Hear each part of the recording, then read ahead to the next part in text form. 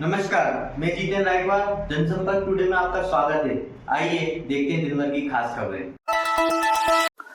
पिछड़ा वर्ग एवं अल्पसंख्यक कल्याण मंत्री स्वतंत्र प्रभार तथा जिले की प्रभारी मंत्री श्रीमती कृष्णा गौर ने जावर में बन रहे शासकीय सांदीपनी विद्यालय के निर्माणाधीन भवन का निरीक्षण किया।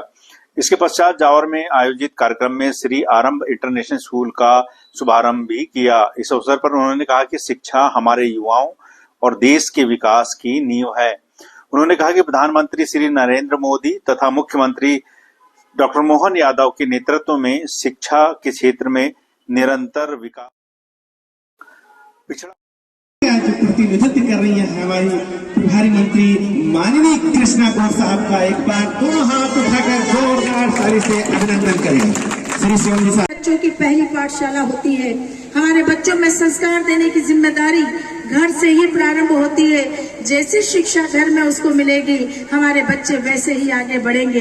यदि आपकी अभिलाषा अपने बच्चों को सिर्फ किताबी ज्ञान दिलाने की है, तो आपका बच्चा किताबी ज्ञान लेकर वो शिक्षित तो हो जाएगा, लेकिन उसके मन में अगर सड़क पर जा रहे किसी दृष्टिहीन को रोड पार कराने का भाव मन में नहीं आता, तो वो शिक्षित होते हुए भी अशिक्षित कहलाएगा।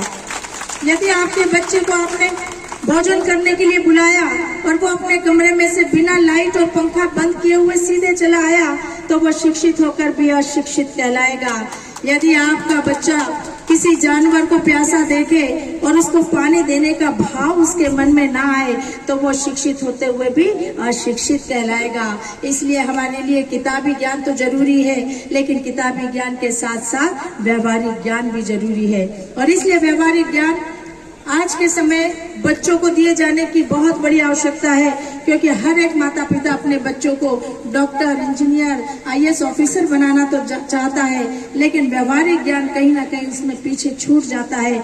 व्यवहारिक ज्ञान देने का काम निश्चित रूप से परिवार को करना है, समाज को करना है और स्कूल में भी करना है। और इसीलिए आज श्री आरंभ इंटरनेशनल स्कूल के सभी कर्ता धर्ताओं से मेरा यही आह्वान है कि हम किताबी ज्ञान के साथ साथ व्यवहारिक ज्ञान के लिए भी यहाँ बच्चों को प्रेरित करें, क्योंकि यही व्यवहारिक ज्ञान उनको नैतिक मूल्यों से जोड़ने का काम करेगा, उनके नेतृत्व का विकास करेगा, उनकी सामाजिक चेतना को भी विकसित करने का काम करेगा।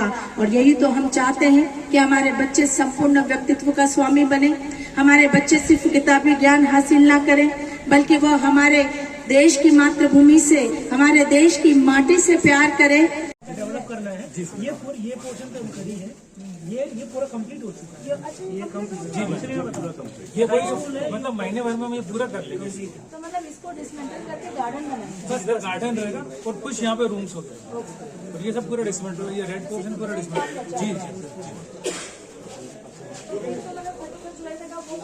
नहीं मैम, ये नहीं पता।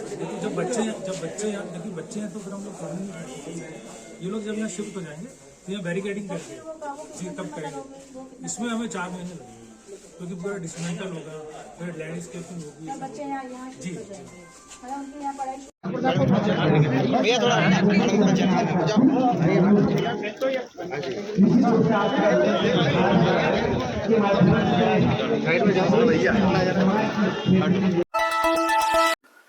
कलेक्टर श्री बालागुरु के ने नेपाल में आयोजित इंटरनेशनल कराटे प्रतियोगिता में उत्कृष्ट प्रदर्शन कर मेडल जीतने वाले master of Tao karate association के खिलाड़ियों को सम्मानित किया। इस अवसर पर कलेक्टर श्री बालागुरु के ने कहा कि हमारे जिले में प्रतिभाओं की कमी नहीं है, केवल उन्हें अवसर प्रदान करने की जरूरत है। उन्होंने कहा कि दृढ़ संकल्प के साथ निरंतर अभ्यास किया जाए तो सफलता निश्चित ही मिलती है।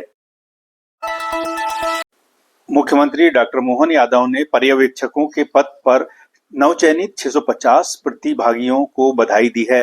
मुख्यमंत्री डॉक्टर यादव ने कहा कि प्रधानमंत्री श्री नरेंद्र मोदी के मार्गदर्शन में राज्य सरकार मध्य प्रदेश को देश का नंबर 1 राज्य बनाने के लिए संकल्पित है।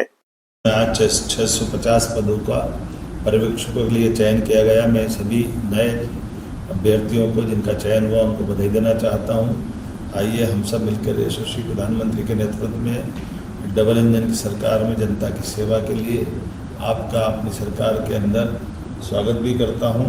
उल्लेखनीय है कि मध्य प्रदेश कर्मचारी चयन मंडल के माध्यम से 11,400 लोगों का चयन किया गया, जिसमें 4,000 पदों पर हमने पोस्टिंग कर दी। 7,400 की प्रक्रिया जारी है। मध्य प्रदेश लोक सेवा आयोग में 3,756 पदों पर पोस्टिंग दी जा चुकी है। कुल मिलाकर के अभी की स्थिति में एक के बाद एक वो सारे काम कर रहे हैं, जिससे हमारे सभी प्रकार के अधिकारी कर्मचारियों के विभिन्न कार्यालयों में उनकी अपनी उपस्थिति से कामों की दक्षता बढ़े। व्यक्तिगत रूप से भी उनके जीवन में सरकार मददगार बन करके प्रमोशन, वेतन विसंगति, अलग अलग प्रकार के भत्ते सभी क्षेत्रों में लगातार सकारात्मक भूमिका अदा कर रही है।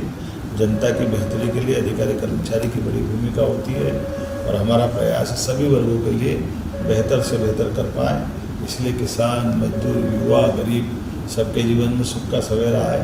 मैं माननीय प्रधानमंत्री जी के माध्यम से आप सबको आश्वस्त करता हूँ कि माननीय प्रधानमंत्री जी के नेतृत्व में देश जैसे आगे बढ़ रहा है, मध्य प्रदेश भी देश का नंबर 1 का राज्य बने। हम सब प्रयास कर रहे हैं। मेरी अपनी ओर से आज 9 चयनित 650 अधिकारी कर्मचारियों के साथ पर्यवेक्षकों को भी बधा दूँ। फिर मिलते हैं दिन भर की खास खबरों के साथ। तब तक के लिए नमस्कार।